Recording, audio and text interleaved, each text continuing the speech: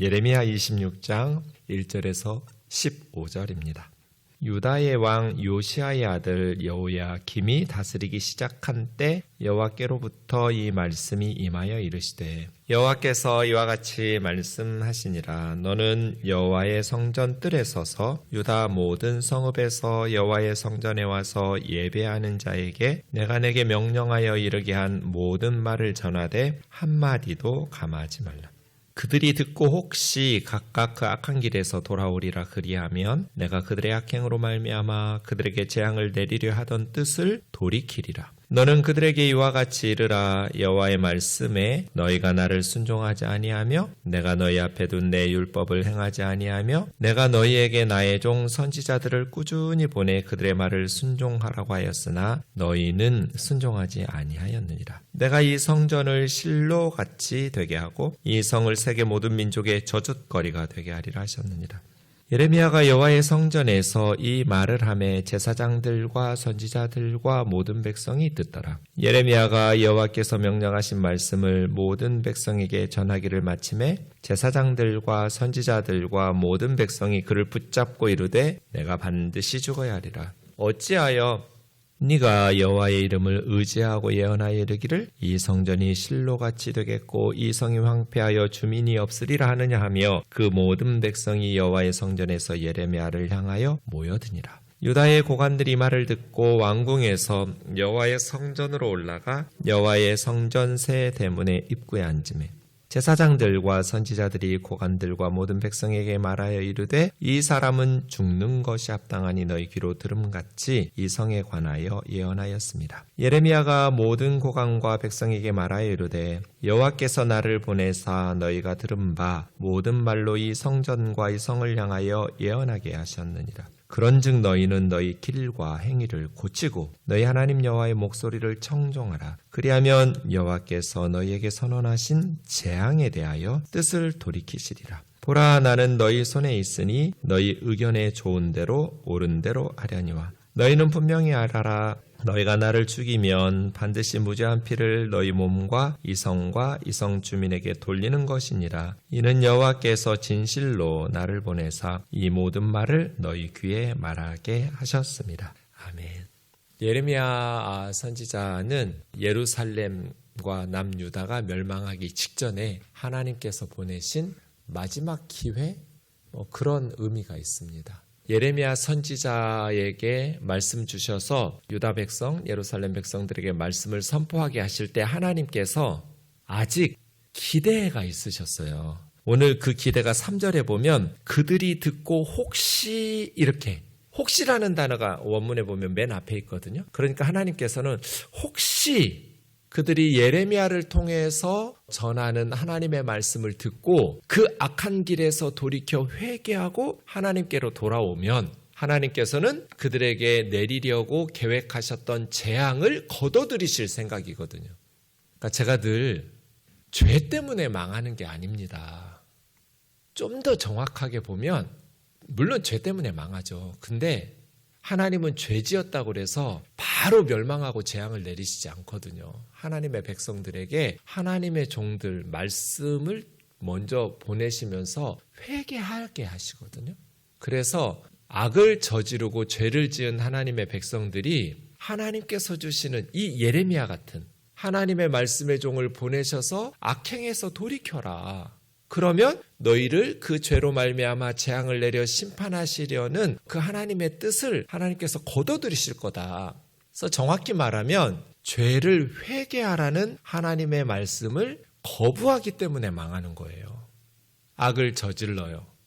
그러면 하나님께서 재앙을 내리시려고 그 악에 대해서, 죄에 대해서 심판을 하시죠.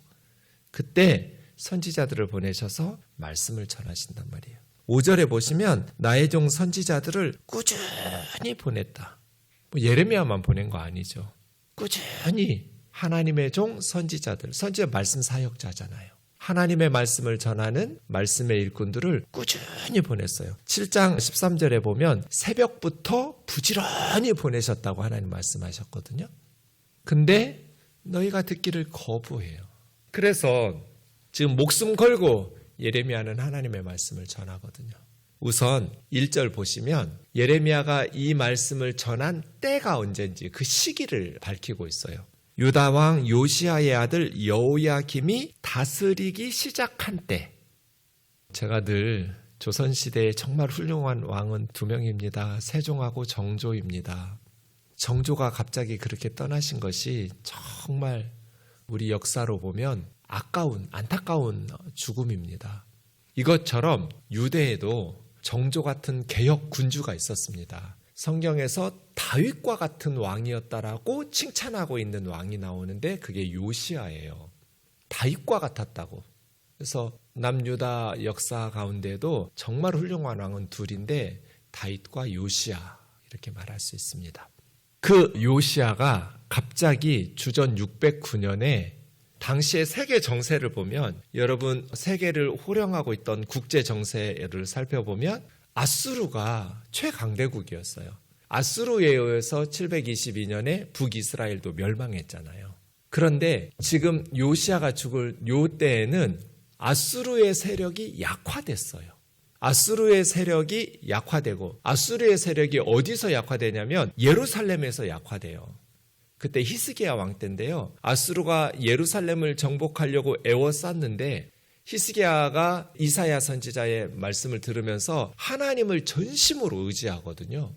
그러면서 그냥 하루아침에 13만 5천 명의 아수르의 군대가 아마 코로나 같은 급성 바이러스나 이런 전염병이 군대 진영에 퍼졌던 것 같아요. 그래서 예루살렘에서 아수르의 군대가 무너지면서 이제 아수르로 돌아갈 수밖에 없었고 이제 아들들에 의해서 쿠데타가 일어났고 전쟁에서 실패했으니까 조그만 나라 유다에게 그러면서 아수르 제국의 세력이 아수르는 1000년 이상 간 대제국이에요. 아주 강대국이었는데 아수르가 약화되기 시작해요. 그러면 이제 남쪽 애굽이 있잖아요. 그때 세계를 지배하던 것은 북쪽의 메소포타미아의 아수르하고 남쪽 아프리카의 애굽, 이집트니까 아수르의 세력이 약화되니까 이제 이집트가 군대를 이끌고 아수르를 침공, 아직 바벨론은 아수르를 대항할 만한 세력이 아니었어요. 그때는. 그러니까 힘의 공백기가 좀 생긴 거예요. 아수르 세계를 지배하고 있던 아수르 제국이 약화되면서 남쪽의 애굽의 세력이 바로느고라는 애굽의 왕이 군대를 이끌고 아수르 치러 올라가는 거예요. 그리고 새롭게 일어나는 바벨론을 치러 북쪽으로 올라가는데 사실은 이스라엘과 유다는 애굽의 그 목표가 아니었어요. 근데 요시야의 군대가 유다의 군대가 북쪽으로 치고 올라가는 애굽의 군대를 막아서요. 바로느고에게. 바로느고가 말해요. 비키라고. 나 너희들하고 싸우려고 올라온 거 아니라고. 바벨론, 아수르, 쟤들 치러 온 거라고. 근데 요시야가 말을 안 들어요. 맞서 싸워요. 애굽의 군대를. 그러다가 무깃도에서 전사해버려요.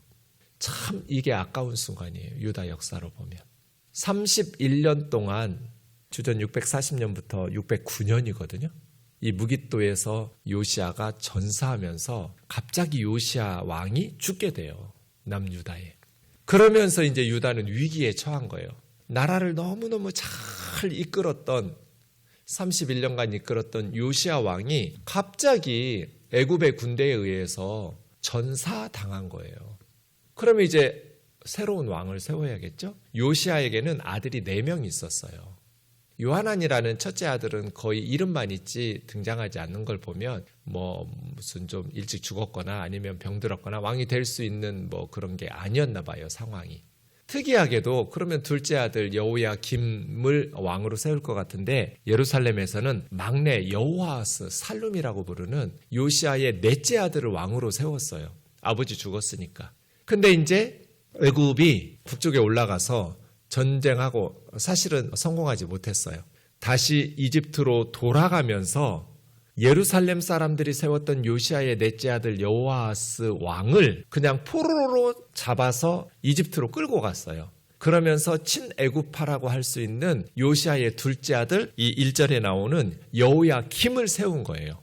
그래서 이게 이제 18번째 왕인데요. 여호야김이 왕이 된 거예요. 자기 동생 왕은 애굽으로 끌려갔으니까. 그렇게 해서 11년 동안 여호야김이 유다를 통치하게 되는데요. 이 여호야김이 다스리기 시작한 때니까 609년이에요. 주전 609년. 자, 이때 국제 정세 보세요. 북쪽의 아수르의 세력은 약해져 있는 상태이고요. 그 다음에 바벨론이라는 신흥 강대국은 아직 아수르의 세력을, 이게 이제 605년에 갈그미스 전투에서 바벨론이 아수르와 애굽을 완전히 무너뜨리거든요. 갈그미스가 그 유프라테스 강 상류에 있는 그 길목에 있는 도시예요. 세계사적으로 이 갈그미스 전투가 매우 중요한 전투예요. 그 시대에. 그 전투에서 바벨론은 드디어 아수르를 무너뜨리고 애굽도 격파하면서 이제 급부상하게 되거든요. 그 4년 전이잖아요. 609년은. 그러니까 그동안 세계를 지배하고 있었던 아수르의 세력은 약화되어 있었고, 아직 바벨론 제국은 아수르를 대체할 만한 세력으로 성장하지 못하고, 애굽도 609년의 이 전투에서 지금 성공하지 못하는 힘의 공백기가 있었던 상황이어서 유다는 오랫동안 나라를 잘 이끌던 요시야가 죽고 여호아하스는 끌려갔고 3개월 만에 그 다음에 엘리야김, 여호야김이 새로운 왕으로 통치를 시작하던 때예요. 그럼 이제 새롭게 지금 국가적 위기 상태예요. 여전히. 잠깐 국제적인 정세가 힘의 공백기가 생겼지만 애굽도 세계를 장악하지 못했고 바벨론도 장악하지 못했던 그러한 시기에 새롭게 나라를 다스리기 시작한 여호야김은 어떻게 나라를 다스려야겠어요? 그런 메시지예요. 지금 예레미야 선지자의 메시지는. 새롭게 나라를 통치하기 시작한 지금 국가적 위기 상황이에요. 근데 결론적으로 말씀드리면 이 여호야김은 예레미야 선지자의 말씀을 듣지 않고 하나님 앞에서 하나님 보시기에 악한 왕이었어요. 우선 자기를 왕으로 세운 애굽의 조공을 갖다 바쳐야겠죠. 그죠? 그러니까 백성들에게 많은 중과세를 했어요. 유다 백성들에게 많은 세금을, 무거운 세금을 매겼어요. 그래서 애굽의 조공을 갖다 바치면서 자신도 매우 사치스럽게 살았어요. 애굽에 조공 갖다 바치는 것도 힘겨운 백성들의 고혈을 뽑아서 아주 화려하고 사치스럽게 살았던 정신 못 차린 왕이, 그래서 왜 유다 백성들이 순서로 보면 이 둘째인 여호야김, 엘리야김을 왕으로 세웠을 텐데 막내인 여호아하스를 먼저 왕으로 요시야 죽은, 아버지 죽은 다음에 세웠는지를 알 수 있을 만큼, 그래서 이제 이 여호야김이 악한 왕이에요. 그런 의미에서 사실은 하나님의 말씀을 잘 들었으면 어땠을까. 이렇게 악을 행하니까 하나님께서 선지자들을 부지런히 보내시켰죠. 예레미야도 있고 우리야 선지자를 이 여호야김이 살해하고 죽여요. 바른 말씀 전하는 하나님의 종들을 죽인다고요. 그러니 나라는 멸망할 수밖에 없는 거죠. 그때 하나님의 말씀이 예레미야에게 임한 거예요. 새롭게 여호야김이 왕으로 다스리기 시작할 때, 새로운 왕이 이제 즉위했으면 국가적 위기 상황이니까 정말 하나님의 말씀에 귀 기울이면 좋았을 텐데 여호야김에게는 그런 지혜가 없었어요. 어디서 말씀 전하냐면 2절 보시면 성전 뜰에 서서 전해요. 성전 뜰이니까 각 도시에서 예루살렘 성전으로 예배하러 오는 사람들에게, 제사장들, 선지자들, 백성들이 예배하고 있을 때 예루살렘 성전 뜰에서 예레미야 선지자가 하나님 말씀 전하겠죠. 그때 하나님께서 예레미야에게 내가 너에게 전하라고 하는 말을 한마디도 감하지 말라. 한 말씀도 빼지 말고 내가 너희에게 이르는 말 그대로 전하라. 이렇게 2절에서 말씀하셔서 예레미야가 그대로 전하죠. 3절에 말씀드린 것처럼 하나님께서 예레미야를 통해서 이렇게 말씀을 전하시는 목적이 나오는데, 그들이 듣고 혹시 악한 길에서 돌이켜서, 악한 길에서 돌이킨다는 건 뭐예요?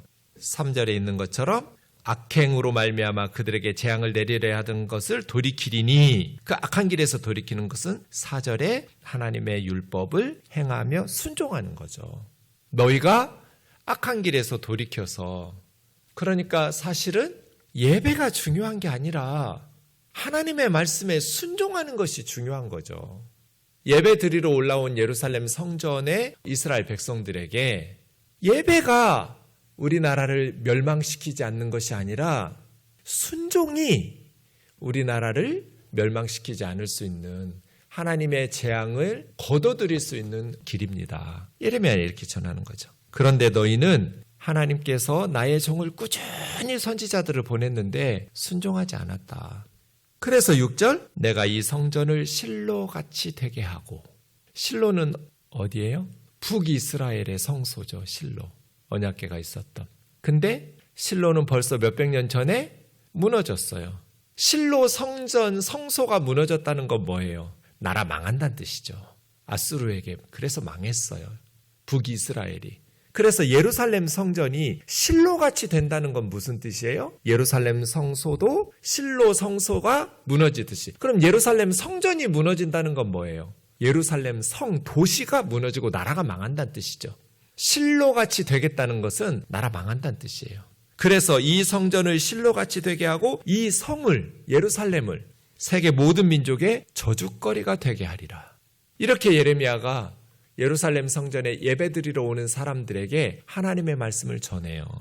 그렇게 악한 짓을 하면서도 성전에 나와서 예배만 드리면 안전할 것이고 괜찮을 것이라고 착각하고 있는 거잖아요.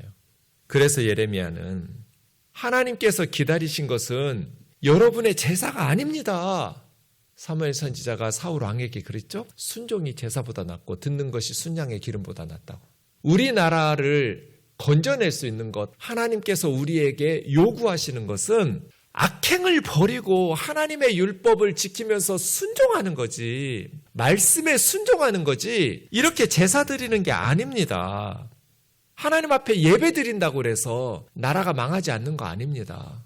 계속해서 예배는 드리면서 예루살렘 성전에서 악행을 돌이켜 회개하지 않으면, 말씀에 순종하지 않으면 하나님께서 이 예루살렘 성전은 실로 성소같이 되게 하시고 이 성 예루살렘도 멸망하고 세계 사람들의 저주거리가 되게 하시겠다고 말씀하십니다. 그러니 악행을 돌이키십시오. 하나님 앞에 회개하고 돌아오십시오. 예레미야 이거 외친 거예요. 이 성전 실로처럼. 근데 이제 예루살렘 사람들은 예루살렘 성전을 의지하고 있는 거죠. 하나님께서는 그들이 의지하고 있는 예루살렘 성전을 무너뜨리심으로써 그들의 착각, 그들의 어리석은 신앙을 깨우쳐 주시려고 하는 거죠. 우리도 마찬가지죠. 하나님께서 우리에게 복을 주시고 하나님께서 우리에게 은혜를 베푸시기를 원한다면 열심히 예배하는 것이 아니라 사실은 바르게 예배했으면 말씀에 순종하는 거룩한 삶으로 나오겠죠. 근데 8절 보세요. 예레미야가 여호와께서 명령하신 모든 말씀을 모든 백성에게 전하기를 마침에 제사장, 선지자, 모든 백성이 그를 붙잡고 네가 반드시 죽어야 하리라. 왜요? 네가 여호와의 이름을 의지하고 예언하기를 이 성전이 실로같이 되겠고 이 성이 황폐하여 주민이 없으리라 하느냐? 지금 나라가 위기에 처해 있는데 하나님의 이름으로 백성들을 축복하고 위로하고 그렇게 해야지.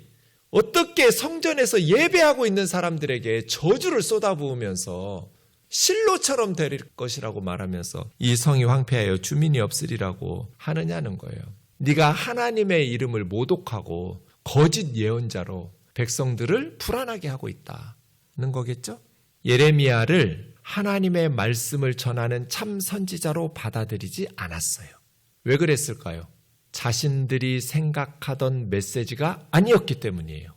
자기들이 듣고 싶은 메시지가 하나님의 말씀이에요? 아니죠. 여러분, 우리가 이것을 조심해야 돼요.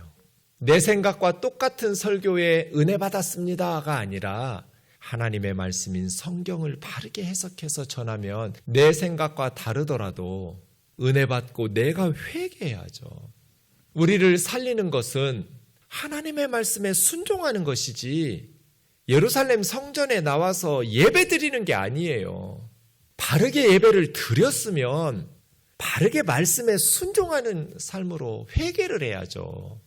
한국교회는 열심히 예배 드리고 헌금하고 봉사하고 선교하고 구제하고 열심히 기도하니까 안 망할까요?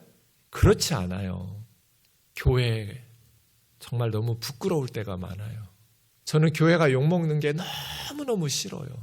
모태신앙으로 태어나서 한 번도 교회를 떠나본 적이 없고 내 생명보다도 교회를 더 사랑하고 그렇게 평생을 살아왔는데 어느 교회가 잘 된다는 소식을 들으면 너무너무 행복하고요. 어느 교회가 욕을 먹으면 너무너무 속이 상해요. 여러분도 그렇죠. 우리는 교회가 세상에 칭찬을 받으면 너무 흐뭇하고 행복하고 기쁘고 너무 기분 좋고 교회가 세상 사람들에게 욕먹고 손가락질 받으면 너무 속상하고 안타깝고, 그렇죠. 교회가 망하지 않고 하나님께서 베푸시는 은혜와 복을 누리려면 어떻게 해야 돼요? 열심히 기도하고 예배드리는 것이 아니라 그렇게 열심히 기도하고 예배해야죠. 근데 그렇게 했다면 산 위의 동네처럼, 등경 위의 등불처럼 믿지 않는 사람들이 보고 너희 착한 행실로 하늘에 계신 너희 아버지께 영광을 돌리게 해라. 이래야 하잖아요. 안 믿는 사람들을, 산 아래에 있는 사람들이 교회를 보고 아, 참 좋다. 저 사람들 참 훌륭하다. 나도 저기 가서 저렇게 살고 싶다. 이게 산 위의 폴리스이고 등경 위의 등불이어야 하잖아요. 하나님은 우리를 그렇게 만들려고 등불을 켜가지고 침대 속에다가 감춰놓고 말 속에 숨겨놓는 사람이 어디가 있어요. 사람들 위에, 등경 위에 높이 들어놓고 산 위에 높은 다 산 아래 사람들이 바라보고 알 수 있도록 하나님 만드신 거죠. 이게 산상설교에서 예수님께서 제자들에게 하신 말씀이잖아요. 교회는 그런 데거든요. 믿지 않는 세상 사람들에게 하나님께서 보여주시면서 너희도 이렇게 살아, 너희도 저렇게 살아 라고 말씀하실 수 있는 죄로 물든 세상에 대한 대안 공동체거든요. 새로운 대안적인 삶을 살아내는 사람들, 천국을 믿고 예수님을 믿고 성령의 역사하심을 체험하니까 다르게 살아야 되거든요. 그런데 열심히 예배드리고 열심히 기도는 하면서 믿지 않는 사람들보다 더 양심을 속이고, 세습이 웬 말이에요. 세습이 이렇게 부끄러운, 은퇴할 때 수십억 원씩 가져가고 목사들이 은퇴하고, 은퇴할 때 돈이 뭐가 그렇게 많이 필요해요. 얼마나 오래 산다고. 이제 천국 갈 날 가까운, 얼마 되지도 않은 날. 세상에 어떤 사람들이 그런 식으로 은퇴를 해요. 회사에서 수십억씩 가지고. 너무 부끄러워요.